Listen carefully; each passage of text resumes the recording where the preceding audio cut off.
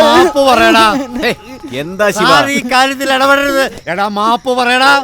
എടാ ഏറ്റവും വിട്ട് മാപ്പ് പറയടാ. കാര്യം പറയടോ. ഹംസക്കയുടെ കടയിൽ വെച്ച് ആരോ വൈശാഖേട്ടനെ കളിയാക്കി സിനിമ പിടിക്കുന്നതിനെ കുറിച്ചൊക്കെ ആയിരുന്നു. എല്ലാരും ചിരിക്കുന്ന കൂട്ടത്തിൽ ഞാനും ഒന്ന് ചിരിച്ചു. അതിനാ ഇങ്ങനെ. എടാ ഇത് കൂടെ ചിരിച്ചവന്മാർക്കുള്ളതാ. നോക്ക്, ചിരിച്ചവന്മാരുടെ പോയി പറഞ്ഞേക്ക്. അവസാന ചിരിച്ചിരിക്കുന്ന ഈ വൈശാഖനായിരിക്കും. നീയൊക്കെ എന്റെ പടത്തിന് ടിക്കറ്റ് എടുക്കാൻ ക്യൂ നിൽക്കുന്ന കണ്ടിട്ടുള്ളൊരു ചിരി. നീ ഇപ്പൊ ഉള്ളി ചിരിച്ചില്ലടാ. അമ്മയാണ് ചിരിച്ചില്ല. നീ ചിരിച്ചു. മാപ്പ് ചേച്ചി, മാപ്പ് ചേട്ടാ, മാപ്പ്. എന്തൊരു തലയിലെടുത്ത ഈശ്വരാ. കള്ളം കുടിച്ച് നാട്ടുകാരെ തല നടക്കാണോ? എന്റെ കുഞ്ഞിന്റെ ഒരു സിനിമ പിടുത്തം കാരണം ബാക്കിയുള്ളവർക്ക് സമാധാനം ഇല്ലാണ്ടായി. എന്നെ പറഞ്ഞാൽ ഞാൻ സഹിക്കും, നിന്നെ പറഞ്ഞാലും സഹിക്കും. പക്ഷെ വൈശാഖ സാറിനെ പറ്റി ആരെങ്കിലും പറഞ്ഞോണ്ടല്ലോ, ആര് വേണമെങ്കിലും തല്ല. സാറിനെ കളിയാക്കുന്നവര് ഓടിച്ചിട്ടതല്ല. സാറിന്റെ സിനിമയിൽ ഒരു ചാൻസ് തന്നാ മതി, ഒരു ഡയലോഗ്. സിനിമയ്ക്ക് വേണ്ടിയാ നാടകത്തിൽ നിന്ന് മാറി. ഇപ്പൊ നാടകവും ഇല്ല, സിനിമയില്ല. ദിവസം 3-4 നാടകം കളിച്ചോണ്ടിരുന്ന ആളാ. നല്ല നടന്റെ ഒരു ഗതികേട്. സിനിമ കിട്ടുവടേ, വൈശാഖ സാറിന്റെ സിനിമ. അതിൽ ഒരു ഡയലോഗ് ആരായിട്ട് ഞാൻ അഭിനയിക്കും സാർ. പിച്ചക്കാരൻ മുതലാളി,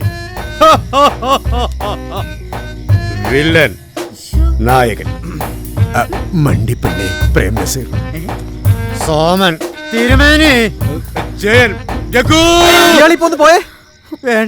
ഒന്ന് വന്നേ മനുഷ്യ ഇങ്ങോട്ട്. വാ ഇങ്ങോട്ട്. അല്ല സാറേ, ആ പ്രൊഡ്യൂസറെ ഒന്ന് തല്ലിയാല പേടിപ്പിച്ച് നമുക്ക് സിനിമ എടുക്കാം. അതിലൊന്നും കയറി തലയിടരുത്, പറഞ്ഞേക്കാം. മോനെ, ആ ജയനെ ഒന്നോടൊന്ന് കാണിക്കാവോ? ഒന്ന് പോടോ.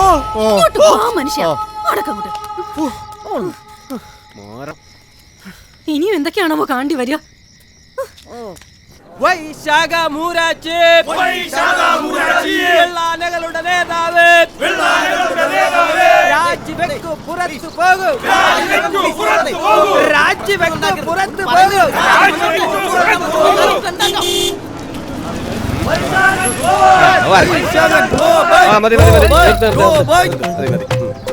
നിക്ക്, എങ്ങോട്ടാ?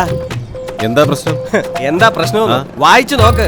ഓഫീസിൽ കൃത്യമായി എത്താത്ത ജീവനക്കാരെ പിരിച്ചുവിടുക.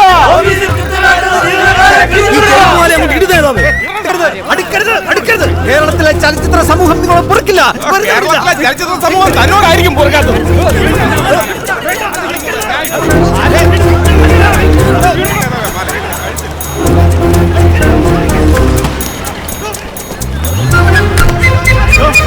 എന്തായി കാണിക്കുന്നത്?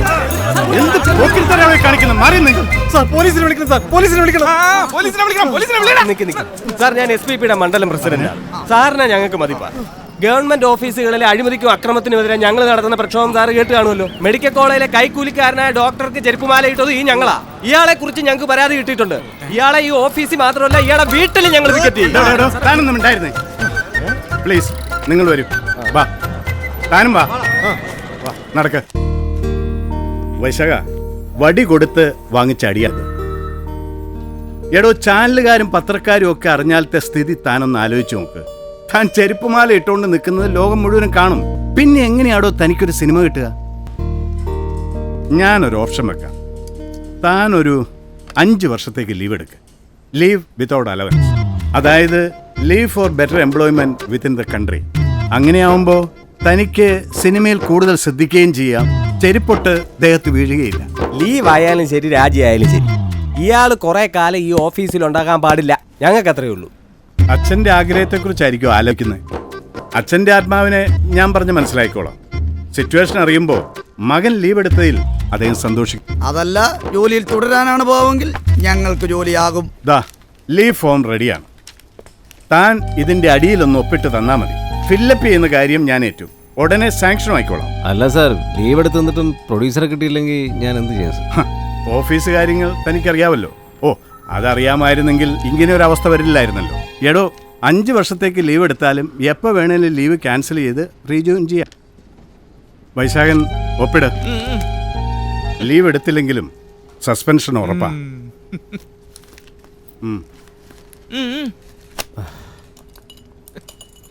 ദാ. അങ്ങനെ തന്നെ.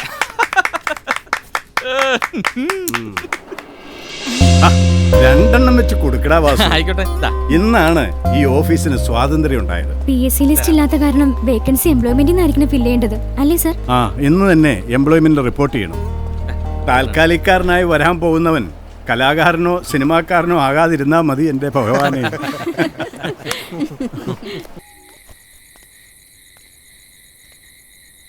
നിനക്ക് എന്നാടി പറ്റിയേ? ഒന്നും കഴിച്ചില്ലായിരുന്നോ? ചേട്ടായേ, ആ എടി ഇവക്കൊന്നും കൊടുത്തില്ലായിരുന്നോടി? അതൊക്കെ കൊടുത്തതാ. ചേട്ടാ വന്ന് കഴിക്ക് വാ. എന്നിട്ട് പിന്നെ എന്നാ ഒരു ആട്ടം പോലെ.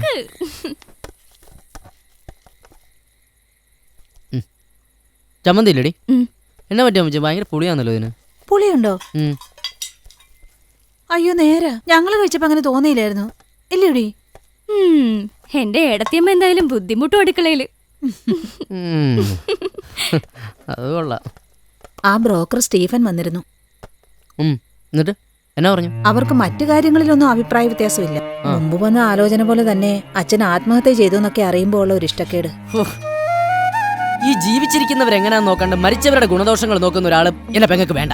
ഇതെന്നാ കഷ്ടം? എന്റെ അച്ഛൻ മാത്രമാണ് ഇവിടെ ആത്മഹത്യ ചെയ്തേക്കുന്നത്. ആത്മഹത്യ അല്ലെങ്കിൽ ജാതദോഷം എല്ലാങ്കിലും പറഞ്ഞിട്ട് വരും. എത്ര തലമുറയ്ക്ക് ഇരുന്നുണ്ടാനുള്ള വകയാ ദൂർത്തടിച്ച് കളഞ്ഞേ. അവസാനം കടക്കാര് വന്നപ്പോ മക്കളെ കുറിച്ച് പോലും ആലോചിക്കാതെ.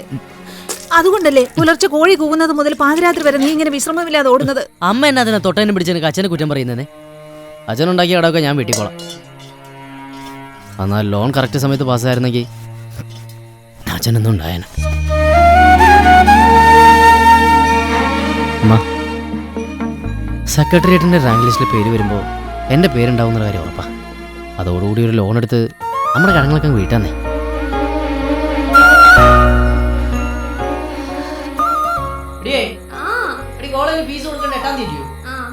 നീ കിടന്നുറങ്ങാൻ നോക്ക്.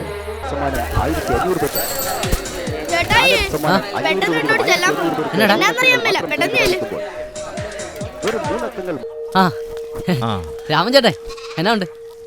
ഒരു രജിസ്റ്റേർഡ് ഉണ്ട് പ്രിയ. എംപ്ലോയ്മെന്റ് ചായ പിടിച്ചായിരുന്നു. ഞാനവിടെ ലോഡ് ഇറക്കിക്കൊണ്ടിരിക്കുവായിരുന്നു. അപ്പോഴാവുമ്പോ പറഞ്ഞതേ.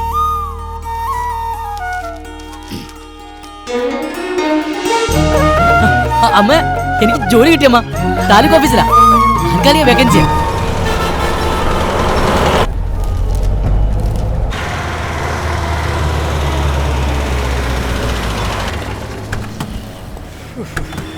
ബാക്കിയുള്ളതിനെ ബുദ്ധിമുട്ടിക്കാൻ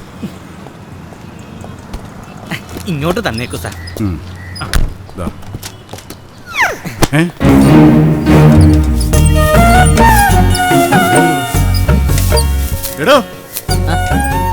ഇത് എന്നാ അഴുക്കാന്ന്? ഇതൊന്നും നമ്മുടെ ആരും ശ്രദ്ധിക്കുന്നില്ലയോ? വട്ടനാന്ന് തോന്നുന്നു. അതെ അതെ, അല്ലെങ്കിൽ പിന്നെ ആരെങ്കിലും സർക്കാർ ഓഫീസ് വൃത്തിയാക്കുവോ? ഇങ്ങോട്ടിറങ്ങി പാടൂ. സാറിന് കരുതി നിന്നോണേ. ഞാൻ മോളിത് കണ്ടില്ലായിരുന്നു കേട്ടോ. അതൊക്കെ പൊടിയായിരുന്നു. എന്താ ഇത്? സോറി. ഇത് ആരാന്നറിയാവോ? തഹസിൽദാരാണ്, തഹസിൽദാർ. ആണോ? അയ്യോ എനിക്ക് സാറേ ഒരു മിനിറ്റ് കേട്ടോ. ബോംബാണോ? പൊട്ടുമ്പോ അറിയാം. അപ്പോയിന്റ്മെന്റ് ഓർഡറാ. എംപ്ലോയ്മെന്റ് വേക്കൻസിയിൽ വന്നതാ. പ്രിയദർശൻ എന്നാ പേര്. പ്രിയെന്ന് എല്ലാവരും വിളിക്കുന്നത്. തോന്നക്കാടാ കേട്ടോ സ്ഥലം. രാവിലെ 6 മണിക്ക് തന്നെ സെൻട്രൽ സ്റ്റേഷനിൽ വന്നായിരുന്നു. അവിടെ വെച്ചാൽ വല്ലേപ്പും ഗുളിയൊക്കെ കഴിഞ്ഞായിരുന്നു. പിന്നെ അഡ്രസ്സ് തപ്പി പിടിച്ച് നേരെ ഇങ്ങ് പോകും. അതൊക്കെ ശരി. താൻ എന്തിനാ ഇതിന്റെ മോളി വലിഞ്ഞു കയറിയത്? അത് ഈ സാറേ, ഈ വീടും പറമ്പൊക്കെ വൃത്തിയായിട്ട് കിടന്നാൽ ഞങ്ങൾ തോന്നക്കാടുകാർക്ക് സഹിക്കല. അവിടെ ഓഫീസിന്റെ അവിടെയൊക്കെ ഭയങ്കര കാടും പടലും വരുന്നേ. കുറെയൊക്കെ ഞാൻ വെട്ടി തെളിച്ചു. സാറേ, പാമ്പൊക്കെ ഉണ്ടായിരുന്നേ. അത് വല്ല ആണല്ലേ ആയിരിക്കും, ഒന്നും ചെയ്യില്ലല്ലോ സാറേ. അതെ, അവിടെ ഈ ഓഫീസിന്റെ ഫ്രണ്ടിലൊക്കെ ചുമ്മാ ഇങ്ങനെ കീറി സ്റ്റിക്കറെ കൊണ്ട് ഒട്ടിക്കാം. ഇതിപ്പോ സാറോ ഇവിടുത്തെ സ്റ്റാഫ് ആരെങ്കിലും കീറി കളഞ്ഞാൽ മതിയല്ലോ. എനിക്കാണെങ്കിൽ എന്തെങ്കിലുമൊക്കെ എപ്പോഴും ചെയ്തുകൊണ്ടിരിക്കണം. 10-15 വർഷമായിട്ടുള്ള ശീലമാണ്. ആണ്ടെ ഇപ്പോ ഷീറ്റ് അടിക്കേണ്ട സമയം. നിന്നെ പോലെ ഒരാളെയാണ് എനിക്ക് ആവശ്യം. നീ വാ. പേര്